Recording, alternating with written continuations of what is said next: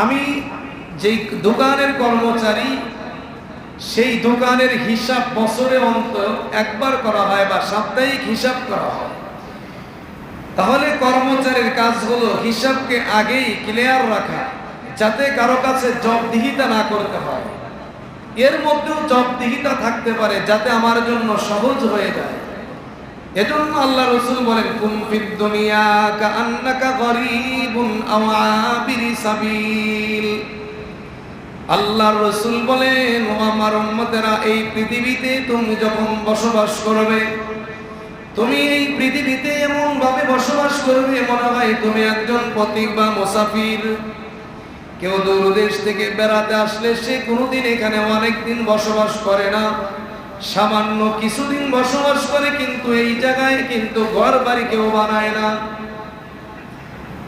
কুম ফিদ দুনিয়া কাআন্নাকা গরীবুন আও আবিরি সাবিল।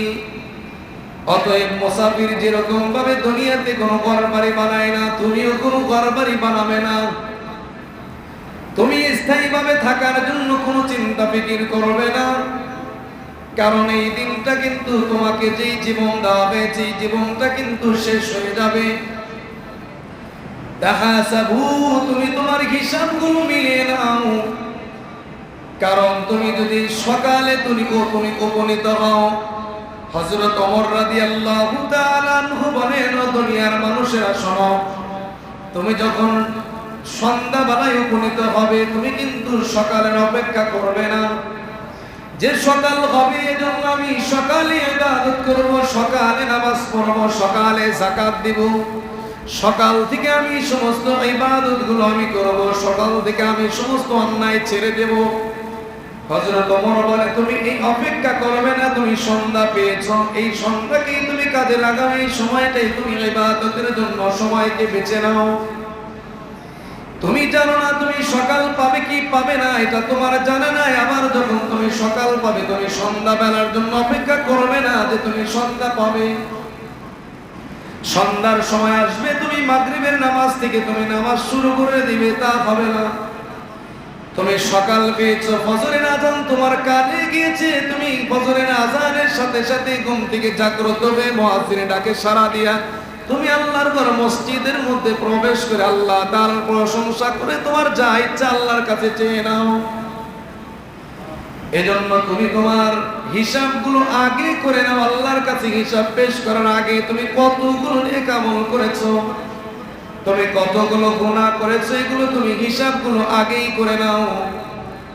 এই জন্য এমন একটা মাসে আমরা উপনীত হব, মুহররম মাস, সম্মানিত মাস। আল্লাহ তাআলা বলেন, এই সম্মানিত মাস তোমরা যদি পাও, তাহলে তোমরা গুনাহ করবে না। ফালা তাযলিমু ফীহিন্না আনফুসাকুম। আল্লাহ তাআলা বললেন, যেই যেই সম্মানিত মাসগুলো আছে, অন্যান্য মাসগুলোতে করবেও না। বিশেষ করে যে সম্মানিত 4টা মাস আছে, আল্লাহ তাআলা যেই দিন পৃথিবী সৃষ্টি করলেন, যেই দিন আল্লাহ আসমান সৃষ্টি করলেন, ওই দিন থেকে আল্লাহ তাআলা 12টি মাস নির্ধারণ করে দিলেন। মুহররম, সফর, রবিউল আউয়াল, রবিউস সানি, জামাদিউল আউয়াল, জামাদিউস সানি, রজব, শাবান, তারপর রমাদান, শাওয়াল, জিলকদ, জিলগাস। এই মুহররম মাস আল্লাহ তাআলা মুহররম মাস, এটা সম্মানিত মাসের দ্বারা এটা বছরের গণনা শুরু করে দিলেন। একটা বছর শুরু করে দিলেন সম্মানিত মাস দ্বারা, আর একটা বছর শেষ করলেন সম্মানিত মাস দ্বারা। আমরা জানি জিলহজ মাস, এটা হলো সবচেয়ে গুরুত্বপূর্ণ একটা মাস। এই মাসের সাথে আছে হজ। এই মাসের সাথে অতিবাহিত হয়ে গেল হজ এবং কুরবানি। এটা হলো এই জিলহজ মাসের সাথে সম্পর্ক, এটা হলো সম্মানিত। আল্লাহ তাআলা বলতে চান, বান্দা, এই 4টা মাস আমি সম্মান হিসেবে আমি তোমাদের উপর উপস্থাপন করলাম। এই 4টা মাসের সম্মান করবে, 4টা মাসে তুমি গুনাহ করবে না, নিজের প্রতি জুলুম করবে না। তাহলে আল্লাহ রাসূল সাল্লাল্লাহু আলাইহি ওয়াসাল্লাম বলেন, এই মাসটা এমন একটা মাস। আল্লাহ রাসূল সাহাবীদেরকে বললেন, ও সাহাবীরা, তোমরা যদি আফদালুস সিয়ামি বাদা রমাদান, আফদলুস সিয়ামি বাদা, যদি রমজানের পরে কোন মাসের ইবাদত করতে চাও, কোন মাসে রোজা রাখতে চাও, তাহলে তুমি শাহরুল্লাহিল মুহাররম, আল্লাহর মাস মুহাররমের মাসে তুমি কি রাখবে? সাওম রাখবে। ওয়া আফদলুস সালাতি বাদাল ফারিদাতি, তুমি যদি নফল কোন ইবাদত করতে চাও, ফরজ নামাজের পরে যদি তুমি কোন নফল ইবাদত করতে চাও, সেই সালাতটা হবে সালাতুল লাইল, রাতের নামাজ অর্থাৎ তাহাজ্জুদের নামাজ। সেটাকে তাহাজ্জুদের নামাজই, তাহাজ্জুদের নামাজ আদায় করলে আল্লাহ তাআলা বান্দার সম্মানকে বৃদ্ধি করে দেন। এজন্য আল্লাহ তাআলা বলেন মিনাল লাইলি ফাতাহাজ্জাদ বিহি নাফিলাতাল লাকা আলা আসা আইয়াবআতাকা রাব্বুকা মাকামান মাহমুদা। আল্লাহ তাআলা নবীকে বললেন, ওগো নবী, আপনি রাতের বেলায় তাহাজ্জুদের সালাত আদায় করেন, আপনার সম্মানকে আল্লাহ তাআলা বাড়ায়া দিবেন। কারণ যেই ব্যক্তি তাহাজ্জুদের সালাত আদায় করেন, তাহাজ্জুদের সালাত আদায় করলে আল্লাহ তাআলা তার সম্মানকে বাড়ায়া দেয়। তাছাড়া চেহারার মধ্যে এক ধরনের আলোক উজ্জ্বলতা হয়।